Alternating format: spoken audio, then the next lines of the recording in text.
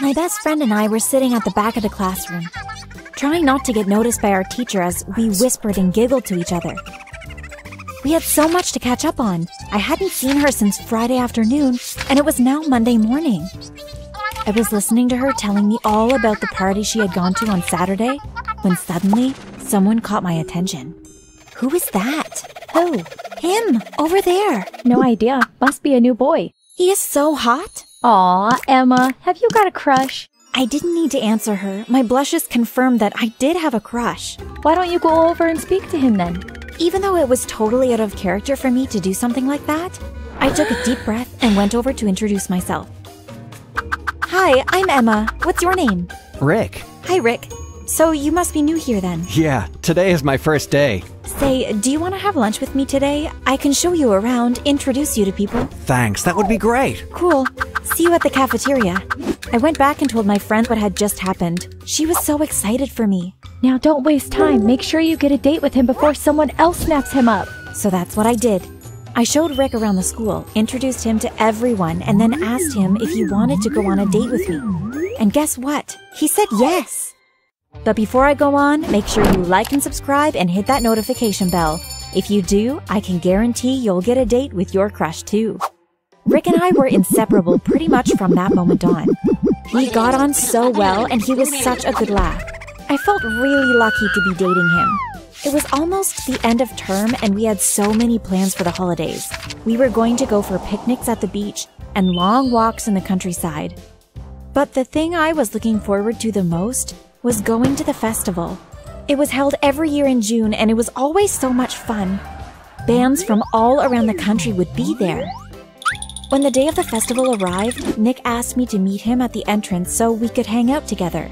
I got there early and waited for him. A few minutes later, he came running over. Hi, Emma. Sorry I'm late. It's okay. I was early anyway. We handed over our tickets to the man at the gate and went inside. There were tents and marquees dotted all around the ground. Some of them advertised bands and artists that would be playing there throughout the day, whilst others sold goods of one description or another. We wandered around from stall to stall, stopping to buy things every now and again. Suddenly, one of the tents caught my eye.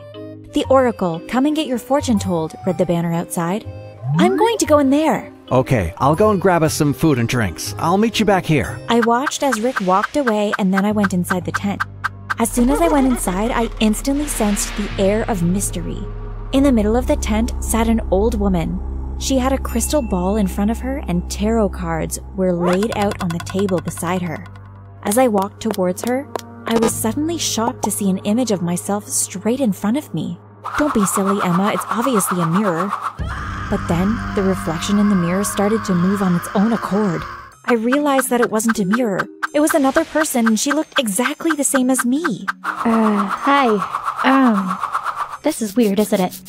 We look exactly the same as each other. Yes, it's almost like we're twins, except I don't have a twin. Neither do I. But as we talked a little more, it soon became apparent that we were twins. We were born on the same day at exactly the same time in the same place. That is so weird, but why didn't our parents tell us that we had a twin? She told me that her name was Ella and she lived alone with her dad. I live alone with my mom. So I'm guessing they must have split up and decided to take one twin each to live with them? It's like the Parent Trap. We sat and chatted and told each other all about our lives. When I heard what Ella's life was like compared to my own, I felt so sorry for her. I lived in a big house with my mom and we had everything we wished for, whereas Ella's life sounded awful. They lived in a tiny house and her dad was really poor. It's not fair. You were lucky that you got to live with Mom, and you have a rich life. We should swap. That way, I will get a chance to live a nice life too. But I like living with my mom. I don't want to swap lives with you. When Ella realized that I wasn't going to agree to swap lives with her, she became really angry. Suddenly, she ran up to the fortune teller and spoke to her. Is there anything you can do to help me swap lives with my twin? Yes, I can perform a spell for you. No, please don't. I don't want to swap lives. But the fortune teller didn't listen to me. I watched as she recited a spell and then clicked her fingers. It was over in a matter of seconds. I looked at Ella in panic, but all she did was laugh evilly, and then she walked out of the tent. I tried to follow her, but I couldn't see where she had gone. As I looked around me, I noticed Rick standing outside waiting for me. He had a plate of food and drinks in his hand, but I had lost my appetite. I was in no mood to stay at the festival any longer. I'm sorry, Rick. I'm not feeling very well. I'm gonna go home. Oh, no. Do you want me to come with you? No, it's okay. You stay here. Enjoy the rest of the festival. Are you sure? Yes, honestly, I'll see you tomorrow. I was really starting to feel panicked at the thought of what had just happened. I was worried that I was going to have to switch lives. I tried to put it out of my mind, but I couldn't stop thinking about it. When I got home, I decided I wouldn't say anything to my mom. I didn't want her to know that I had seen my twin, so I just told her that I wasn't feeling very well. Do you want me to call a doctor to come out and see you? No, I'll be fine. I'm probably just tired. I'm sure after a good night's sleep, I'll feel a lot better. Okay, darling. Well, you go and get into bed, and I'll bring you up a hot chocolate. I went upstairs and laid on my bed. I tried not to think about Ella anymore. Mom came up with my drink and gave me a kiss goodnight. Sleep well, darling. I'm sure you'll feel better in the morning. But when I woke up the next morning, things were a whole lot worse. As soon as I opened my eyes, I knew that the spell had worked. I didn't recognize anything in the room, and I had no idea where I was. Before I had the chance to even think about what had happened, I heard a knock at the bedroom door, and then a voice said, Come on, Ella. Hurry and get up. You need to make breakfast. Oh my god, that must be my dad. I'm in Ella's body now. The panic started building up inside of me again. I knew that I had to get out of there. So instead of going down to the kitchen to make breakfast, I crept down the stairs, slipped out of the front door, and ran down the street.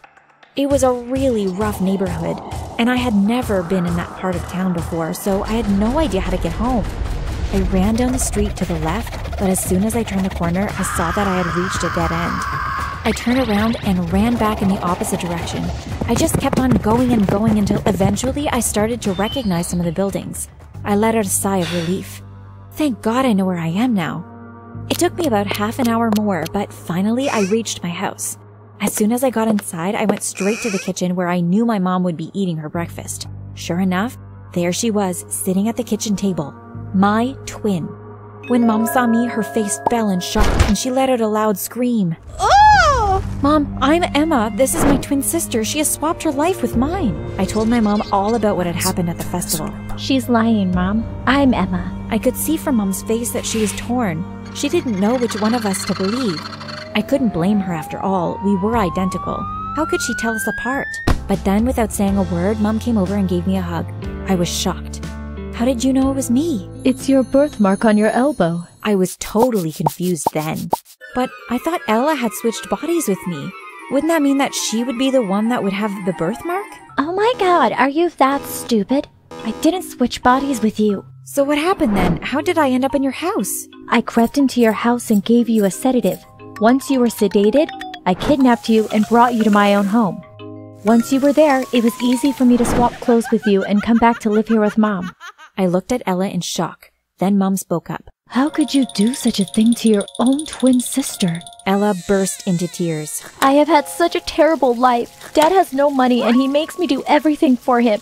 I just wanted a taste of the life that Emma has been living. I wanted to get to know you, Mom. When I heard her words, I couldn't help but feel sorry for her. It's true, Mom. I'm so lucky that I was the one that got to live with you. It really hasn't been fair on Ella.